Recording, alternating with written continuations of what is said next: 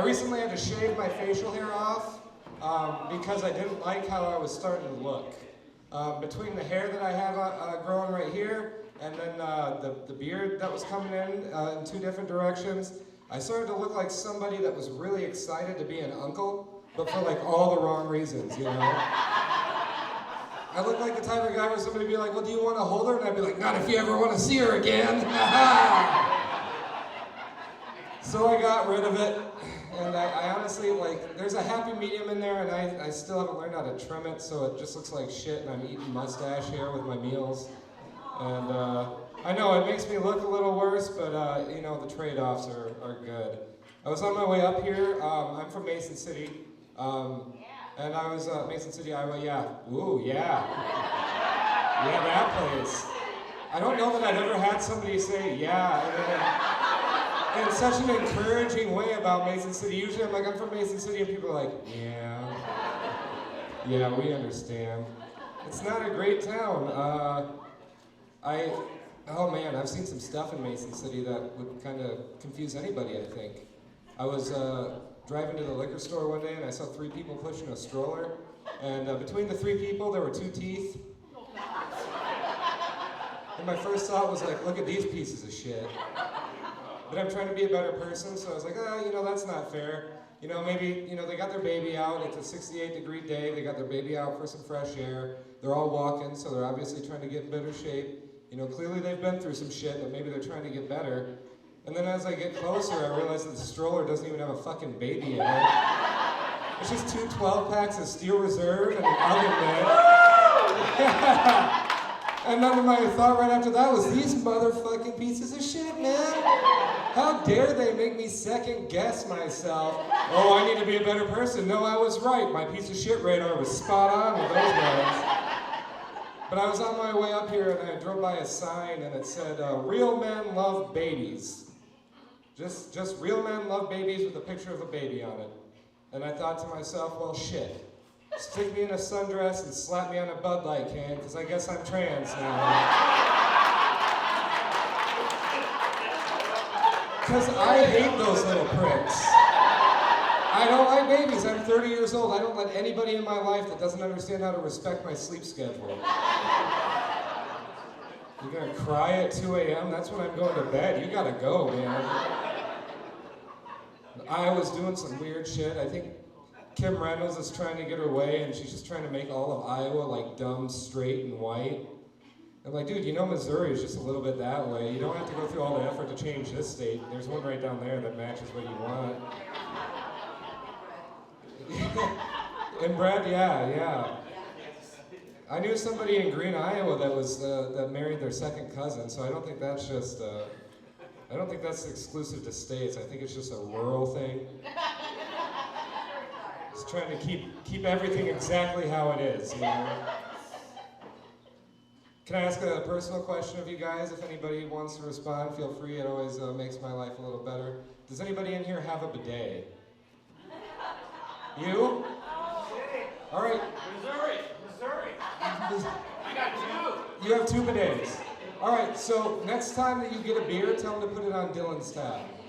Because it's nice to know there's one civilized human being in this fucking room. And there's 98 other people with their dirty peasant butts sitting in all these seats. Let me propose a question to you. If you have a job to do at Poop's house, why would you put your hand in there? Your butt is where Poop lives. That's Poop's home. You can just pressure wash it from the road, man. You don't need to take all those unnecessary risks. It's 2023. And also, the bidet, it's not just good for cleanliness and going through 1 roll of toilet paper per month, which is amazing. Remember when that shortage happened? I had no concerns whatsoever. I was like, I need 1 strip to pat dry, and then I'm good. I can move on with my day.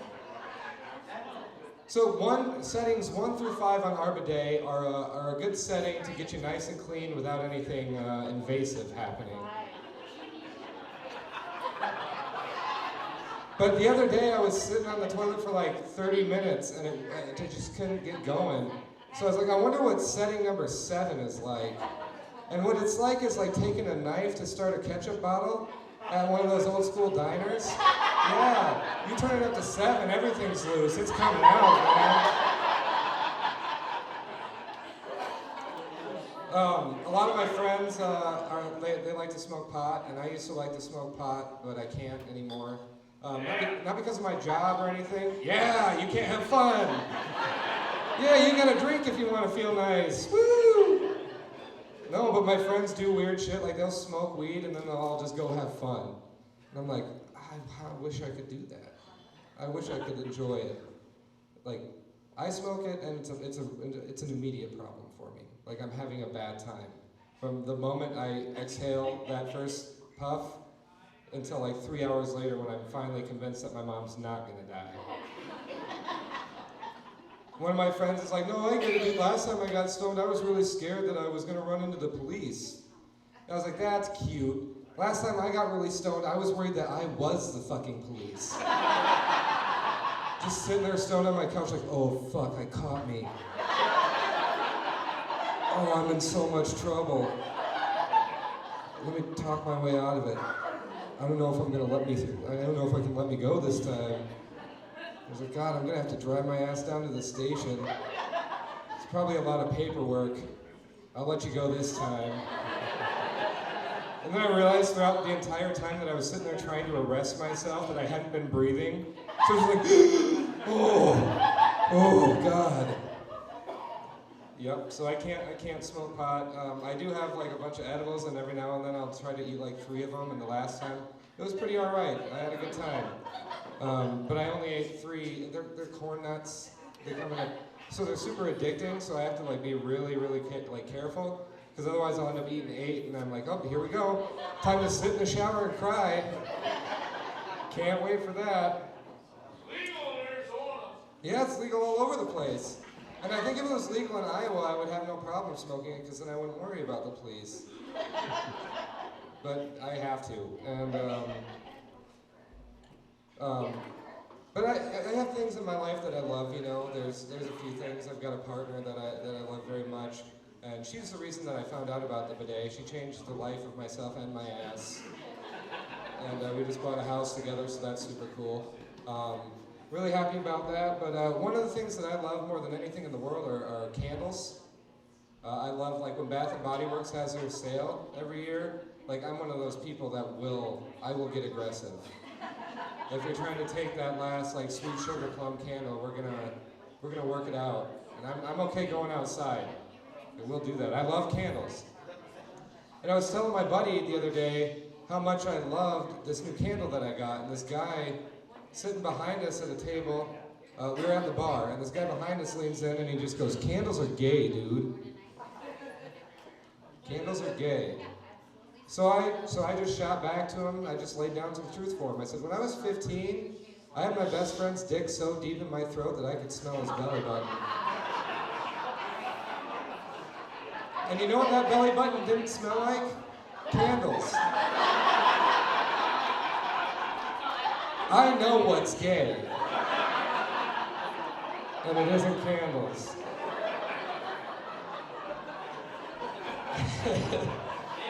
Sometimes people reel back when I do that joke, but you guys like leaned in, so I appreciate you guys for that. Thank you.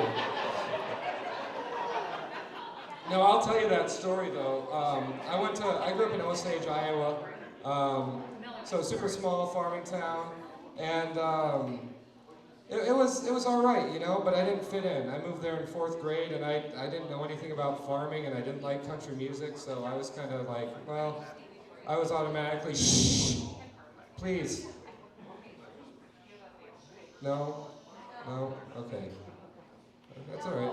Sometimes I pay $25 to go talk over other people too. It's all right.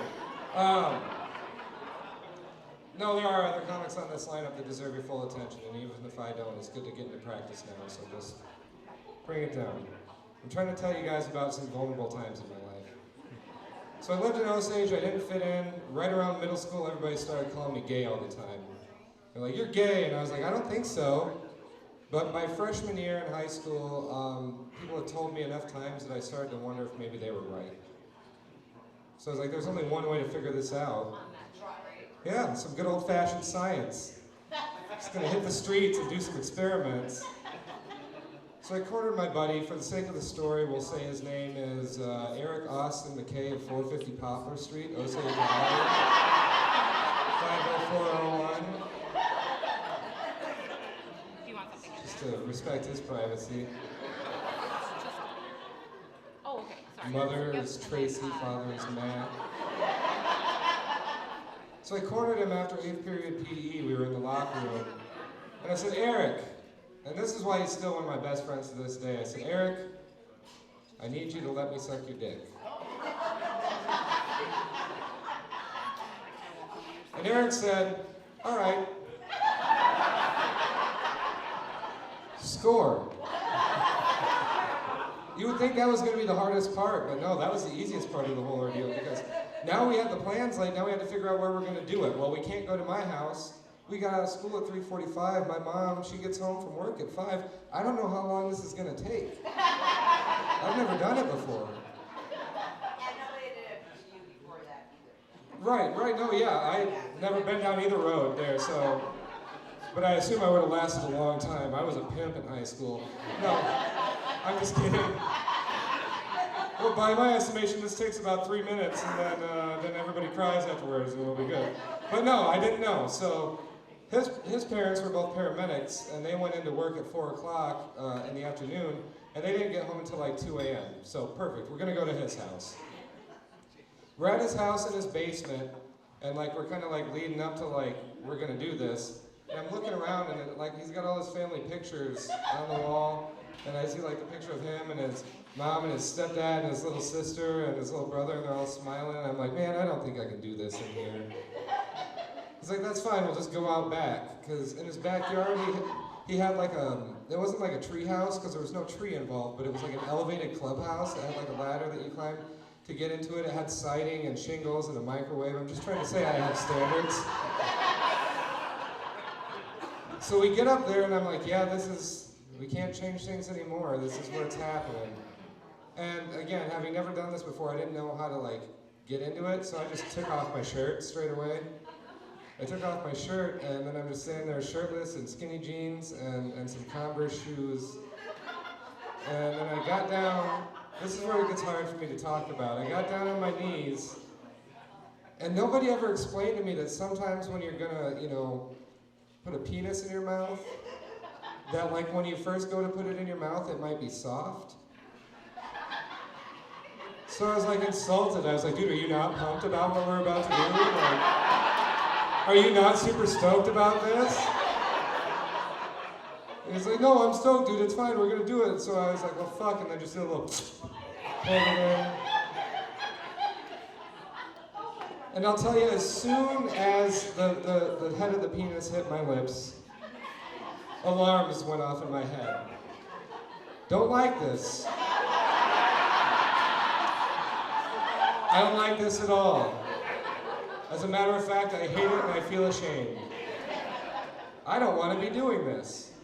But then I got to thinking, I was like, I was raised by a single mom. I never had a dad. But I'd like to think that if I did have a dad, he wouldn't have raised a fucking quitter. So I still finished the job that day, guys.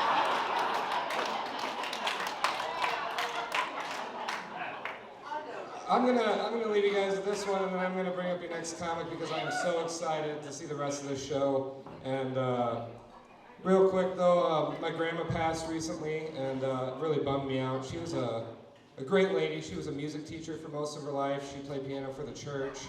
The only thing she loved more than playing music was teaching children how to play music, and just spreading that joy and creativity in the world. She was a great lady, and she was always full of surprises.